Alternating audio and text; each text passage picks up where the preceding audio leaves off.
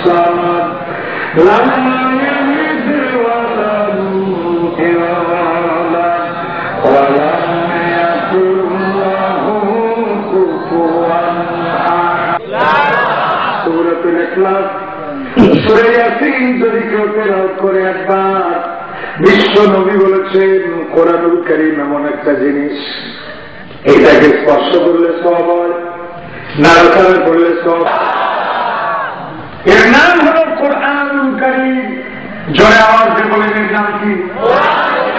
সেই কোরআনুল কারীমের ভিতরে সূরা ইখলাস নামক যে সূরাটা আমরা পড়লাম, বিশ্ব নবী বলেছেন কোন মানুষ যদি সূরাতুল ইখলাস 3 মাস তেলাওয়াত করে তাহলে পুরোপুরি কোরআন শরীফ খতম করলে যে সওয়াব হয়, একবার কোরআন শরীফ খতম করার সওয়াব আমি আল্লাহ তাআলা আমলে দিয়ে দিই। সুবহানাল্লাহ। তাহলে এই সূরাটা পড়া যাবে না? বলেন যাবে না?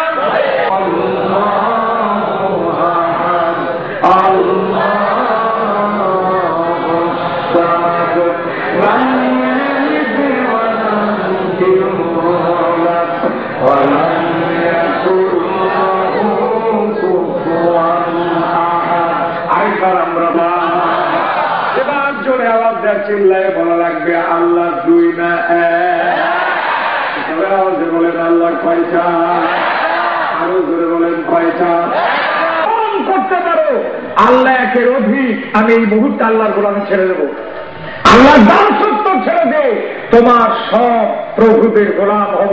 কিন্তু আমি যদি প্রমাণ করে দিই যে আল্লাহ এক এবং অদ্বিতীয়, তাহলে সব আল্লাহর গোলামি ছেড়ে, ওই মূর্তির দাসত্ব ছেড়ে, ওই প্রভুদের গোলামি থেকে নিজেকে মুক্ত করে তুমি এক আল্লাহর গোলাম হবে।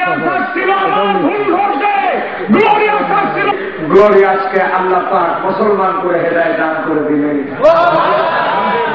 নিজেই ধরে ফেলে দিলেন, নিজের ভুল সেখানে ধরা পড়ে গেল। জোরে আল্লাহ আয়নার সামনে দাঁড়ালে আপনার চেহারায় কোন জায়গায় খুঁতখাম আছে, কোন জায়গায় বিস্তিরি আছে, কোন জায়গায় দাগ আছে, চুলকার করা ভালো হলো কিনা, সাতটা করা ভালো হলো কিনা, ভাঁজ আছে কিনা, ওইটার কোন জায়গায় ময়লা আছে কি আছে, সব যেমন দেখতে পান।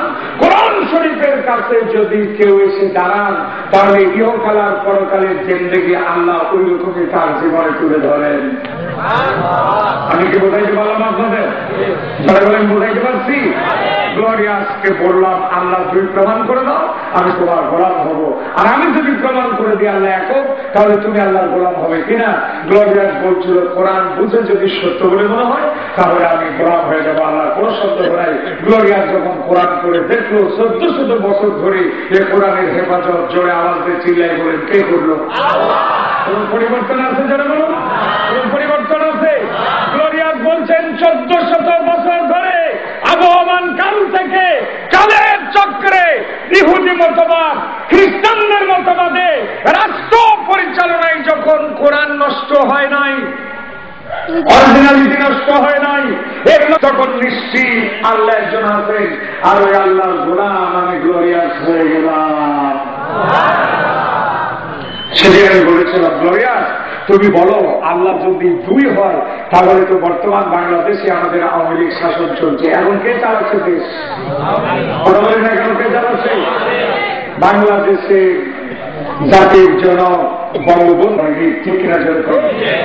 তারা যখন আসে ক্ষমতায় এক রকমের নীতি নির্ধারণ করে, এরপরে যখন বিএনপি আসে তখন তাদের নীতি অনুযায়ী আরেক প্রকারের শাসন চালায়।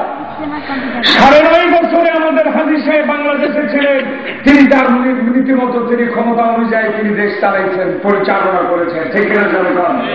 যদি কোনোদিন বাংলাদেশে জামাত ইসলামী কায়েম হয়, জামাত ইসলামী বাংলাদেশ যদি বাংলাদেশে রাষ্ট্র পায় তাহলে তারা কোনো কথাই শুনবে না, তারা দেশ চালাবে আল্লাহর কোরআন দিয়ে, ঠিক কিনা জোরে হবে? আর আসতে বলেন কেন জোরে বলেন ঠিক কিনা?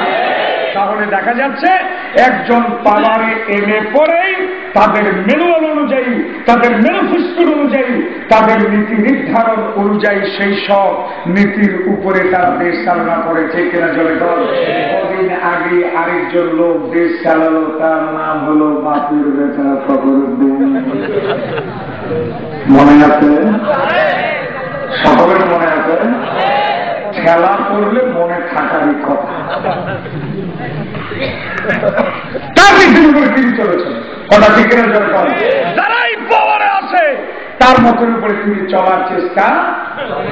আমি বললাম আল্লাহ যদি দুইটা হতো, তাহলে 2 নাম্বার আল্লাহ পাওয়ারে বসেই বলতো, ও 1 নাম্বার আল্লাহ, তুমি সূর্য তো পূর্ব দিকে তুলে পশ্চিম দিকে ডুবাই দিয়েছ, ওটাই যদি থাকে তাহলে 2 নাম্বার আল্লাহর যে পাওয়ার চলছে এটা মানুষ বুঝবে না। সুতরাং আজ থেকে আমি সূর্য পশ্চিম দিকে তুলবো আর পূর্ব দিকে ডুবাই দেবো। আল্লাহ যে 2 নাম্বার পরিচালনা করছে পৃথিবীর যেন মানুষেরা ঠিক পায়। জোরে বলেন এমনটা হয়েছে? জোরে বলেন হয়েছে? যুবকরা যেমন করে বলুন এটা কি হবে। আমি আরেকটি জিনিস অবাক হয়েছি, যদি আল্লাহ দুটো হতো তাহলে আন্দাজে এসে আল্লাহ বলতো দেখো যাতে লোকেরা বলতে 2 নাম্বার আল্লাহ শুরু করেছে রাষ্ট্র, আর মেয়েরা পেটুল খেয়ে যেন খুশি হয়, সেই জন্য আমি আমগাছে পেটুল দেবো। এরকম হয়েছে কিনা করা নারিকেল দেবো, নারিকেল গাছে দেয় আপনার, তুমি কিসের আল্লাহ গো?